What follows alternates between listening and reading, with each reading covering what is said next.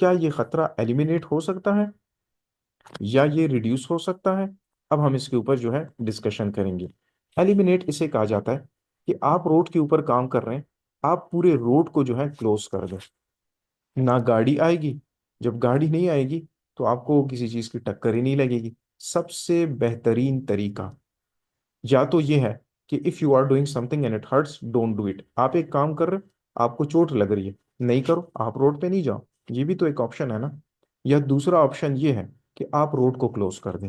Road को close कर दिया, अब एक भी गाड़ी नहीं आएगी। अब हर जगह पे ऐसा भी पॉसिबल नहीं होता कि आप रोड क्लोज कर दें, तो रिडक्शन भी हमारे पास एक ऑप्शन है।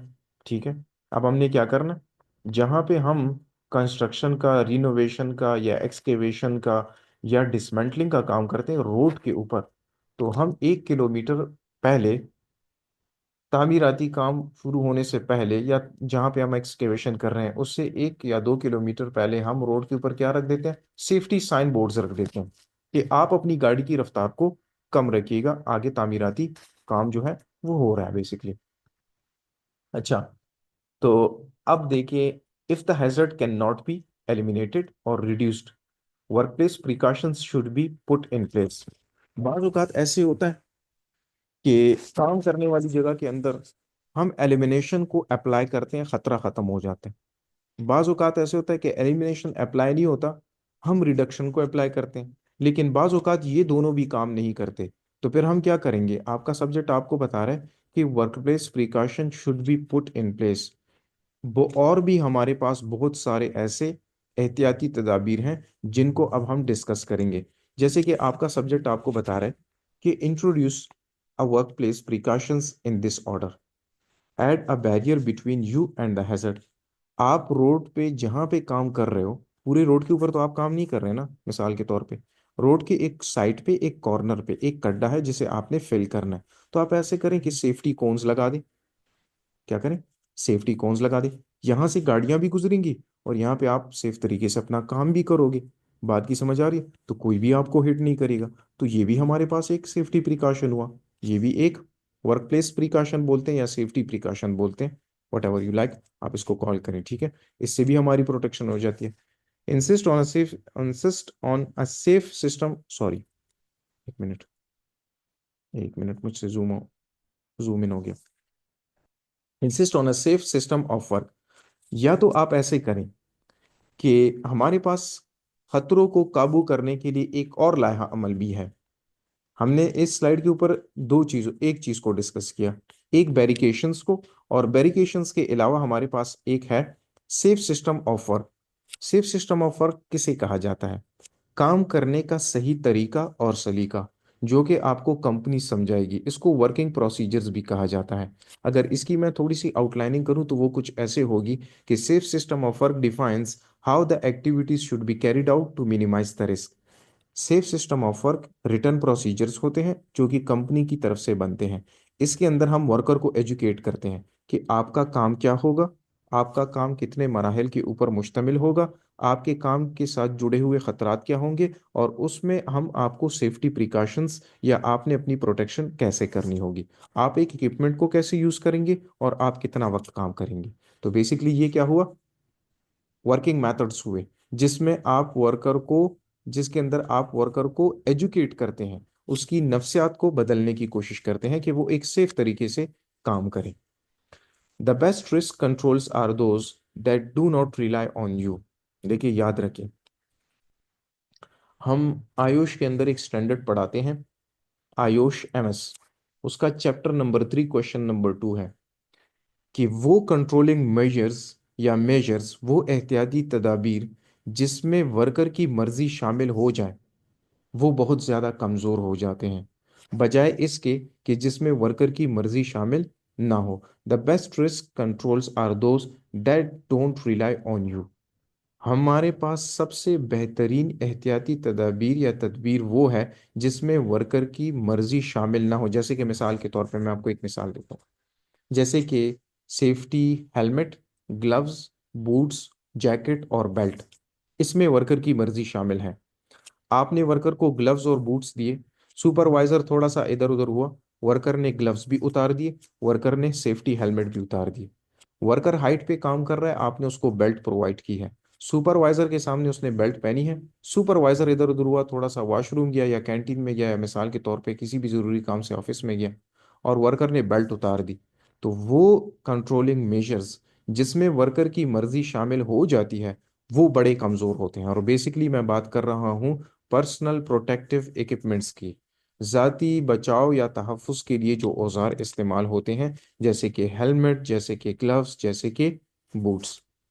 How can you control the risk from the 5 example hazard in your work place? जैसे कि हमने 5 चीज़ों को डिस्कस किया: eliminate, reduction, barrication, safe system of work और पर्सनल प्रोटेक्टिव इक्विपमेंट्स को। तो देखिए यहाँ पे अगर एक वर्कर है मिसाल के तौर पे, एक मिनट।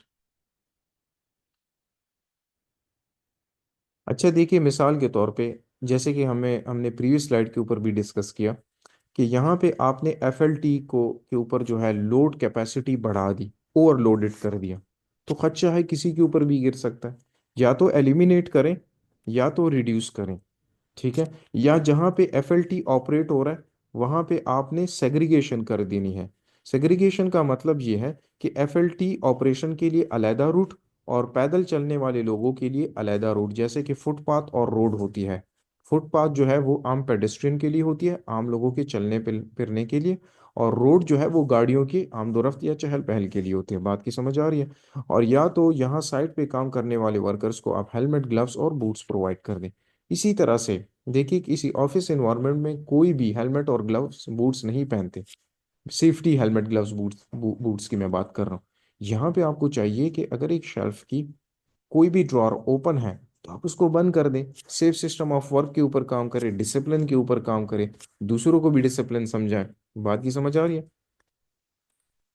अच्छा आगे मूव करते हैं। How do we decide what to do about the risk? खतरों को काबू करने के लिए हम फैसला कैसे करेंगे? कैसे फैसला करेंगे कि खतरे कैसे काबू होने चाहिए?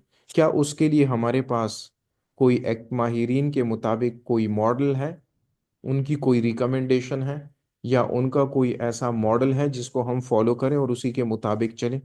बात की समझ आ रही है? तो इस क्वेश्चन के अंदर हमने डिटेल डिस्कशन इस चीज़ के ऊपर करनी है कि खतरों से निपटने के लिए हमने फैसला कैसे करना है, राइट। जैसे कि मिसाल के तौर पे हमारे घरों के अंदर हम रूटीन में सफाई का काम करते हैं, लेडीज़ वगैरह जो हैं, औरतें वगैरह जो हैं घर की सफाई का काम करती हैं, ठीक है। हमारे घरों में मुख्तलिफ पावर टूल्स भी इस्तेमाल होते हैं, हैंड टूल्स भी इस्तेमाल होते हैं। जैसे कि देखिए पावर टूल जो है ना, ये आपकी कोई भी सफाई का काम कुछ सेकंड्स के अंदर या मिनट्स के, सेकंड्स तो नहीं सॉरी, मिनट्स के अंदर कर देगा। लेकिन याद रखिए इनकी ट्रेलिंग केबल्स की वजह से कोई भी ट्रिप हो सकता है। अगर इसकी स्विचेस टूट चुकी हैं तो किसी को भी झटका लग सकता है। अगर आप इसको बहुत ज़्यादा देर तक इस्तेमाल करेंगे तो इसके ख़राब होने के चांसेस होते हैं, ब्लास्ट होने के चांसेस होते हैं, मिसाल के तौर पे बहुत रेयर केसेस में, ठीक है।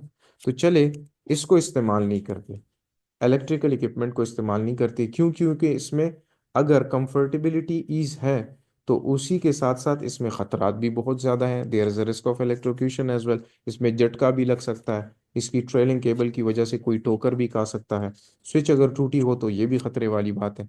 चलिए इस तरह करते हैं कि हम ये सफाई का काम जो है घर में किसी कोई पोंचा या कोई कपड़ा या साफी लेके हम उससे सफाई का काम कर लेते हैं।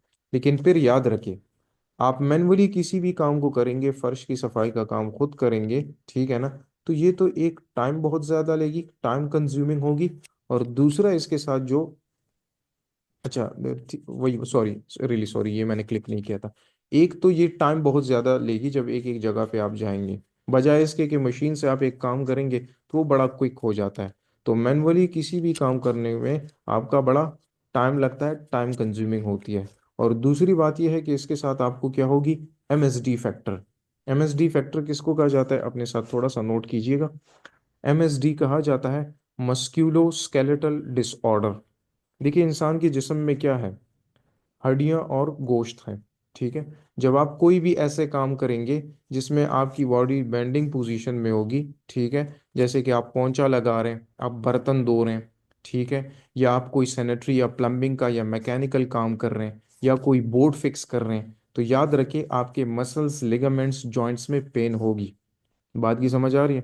तो अगर आप मैनुअली कोई काम करते हैं तो इसके साथ भी एसोसिएटेड हैजर्ड्स हैं। अगर आप इलेक्ट्रिकल इक्विपमेंट से कोई काम करते हैं तो इसके साथ भी हैजर्ड्स एसोसिएटेड है।